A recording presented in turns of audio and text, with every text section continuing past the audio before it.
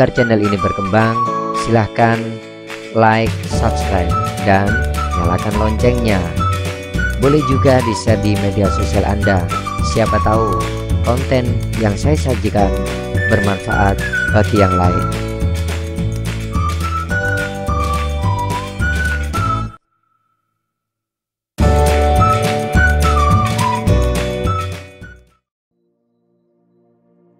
Assalamualaikum, selamat pagi para siswa. Kita bertemu kembali pada mata pelajaran Pendidikan Pancasila dan Kewarganegaraan atau PPKN. Pada pertemuan kali ini, materi yang kita pelajari adalah klasifikasi hukum. Apa saja klasifikasi atau penggolongan hukum? Silahkan disimak baik-baik ya. Berdasarkan bentuknya, hukum dibagi menjadi 3, yakni hukum tertulis, hukum tidak tertulis, dan hukum peradilan.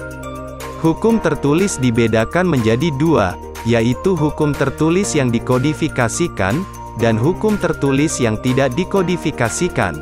Dalam ilmu hukum, kodifikasi adalah proses pengumpulan hukum-hukum di wilayah tertentu, untuk menghasilkan sebuah kitab undang-undang.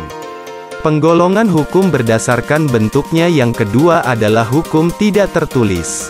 Hukum tidak tertulis adalah hukum yang tidak dituangkan atau dicantumkan dalam peraturan perundang-undangan. Hukum tidak tertulis ialah hukum yang hidup, berjalan, serta berkembang dalam kehidupan warga, adat ataupun dalam aplikasi ketatanegaraan atau konvensi. Penggolongan hukum berdasarkan bentuknya yang ketiga adalah hukum peradilan. Hukum peradilan merupakan hukum yang dibuat atau lahir dari lembaga peradilan, contohnya, putusan pengadilan dan penetapan pengadilan. Penggolongan hukum berdasarkan isinya adalah sebagai berikut.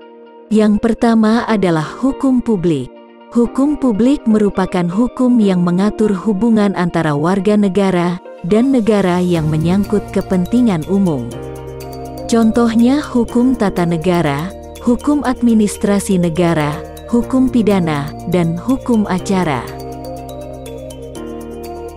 Yang kedua adalah hukum privat atau perdata. Hukum privat adalah hukum yang mengatur hubungan antara orang satu dengan lainnya, dan menitik beratkan pada kepentingan individu.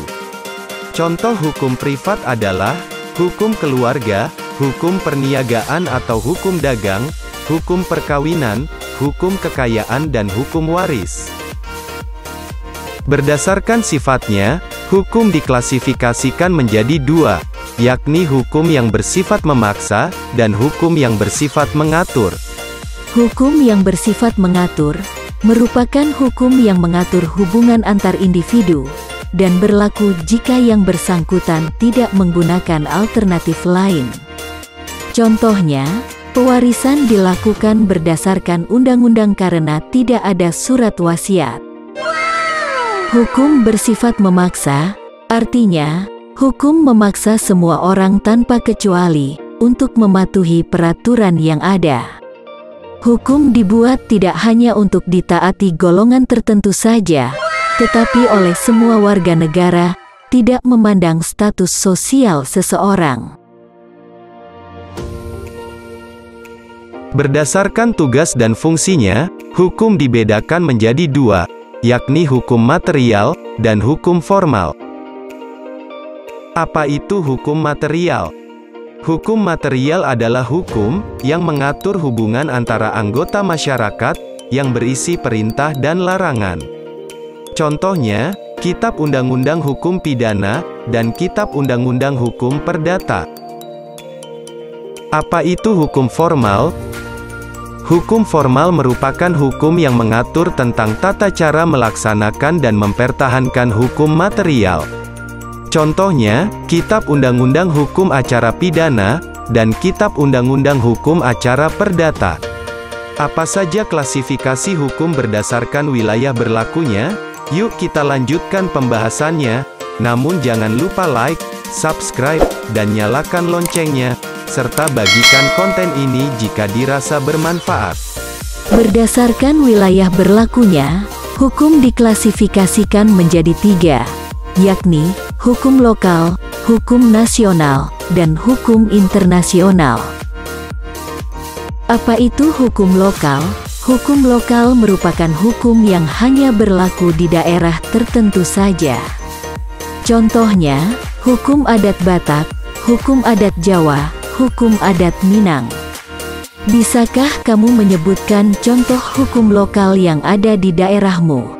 Silahkan, bisa ditulis di kolom komentar. Hukum nasional. Hukum nasional adalah hukum yang berlaku di negara tertentu. Contohnya, hukum negara Indonesia, hukum negara Malaysia.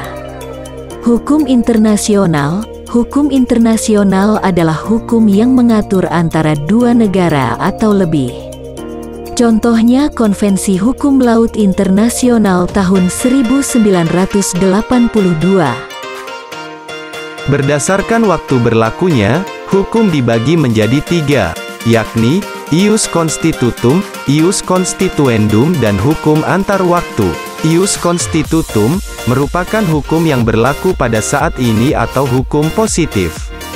Ius constituendum, hukum yang berlaku pada masa yang akan datang.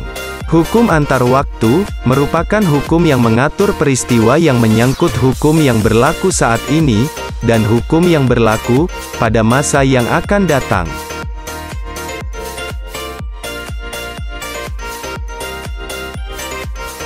Para siswa, demikianlah pembelajaran PPKN untuk hari ini. Sampai jumpa pada pembelajaran berikutnya. Salam sehat, dan tetap semangat belajar. Wassalamualaikum warahmatullahi wabarakatuh.